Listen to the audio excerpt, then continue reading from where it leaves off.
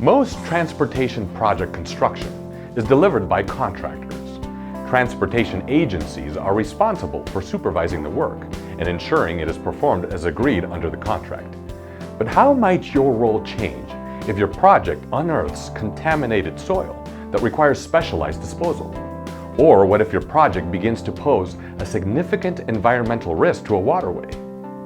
In situations like these, where the scope of work changes due to field conditions or to mitigate unforeseen risks, agencies may recognize that the contractor has insufficient information to agree on unit prices and quantities. They may choose, as a last resort to get the project completed, to expand their traditional role of oversight to include task management of a contractor's work. Using this approach to contract management, called Contractor Force Account, agency personnel direct the use of a contractor's resources and pay the contractor for time and material, the actual cost of labor, equipment, and materials furnished. Contractor Force Account can provide a practical resolution to problems encountered in the field.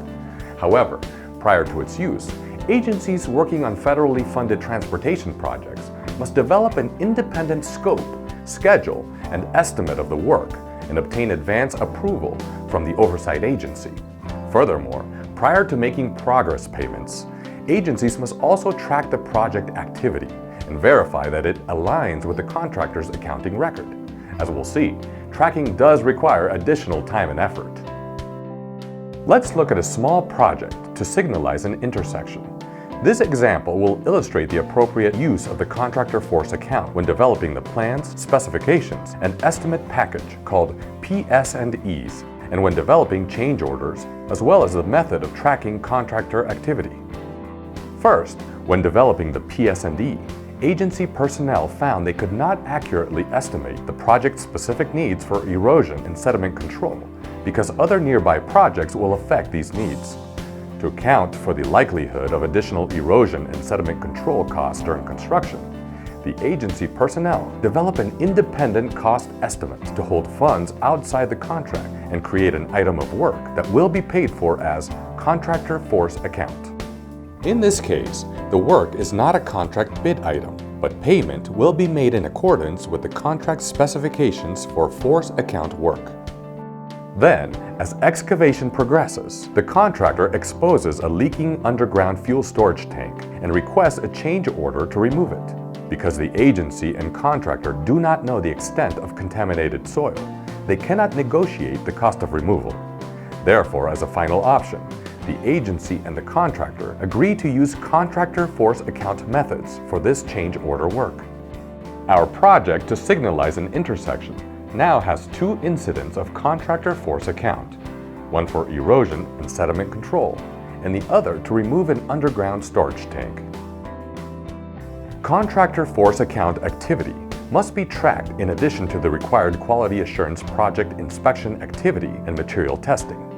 To assist with the tracking, agency personnel use a Contractor Force Account tracking sheet that is developed by the State Department of Transportation, or State DOT.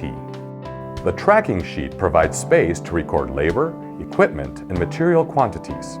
Using the tracking sheet, agency personnel record the names of workers, the type of work each performed, and actual hours they worked.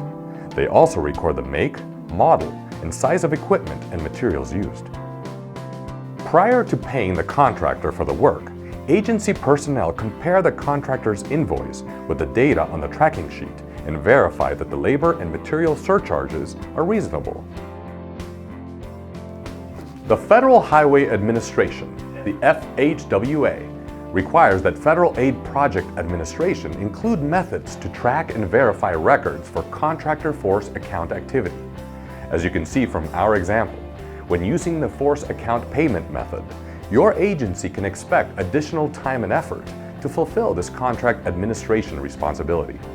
Your state DOT's construction manual provides details on the appropriate use of a Contractor Force Account, including proper tracking methods.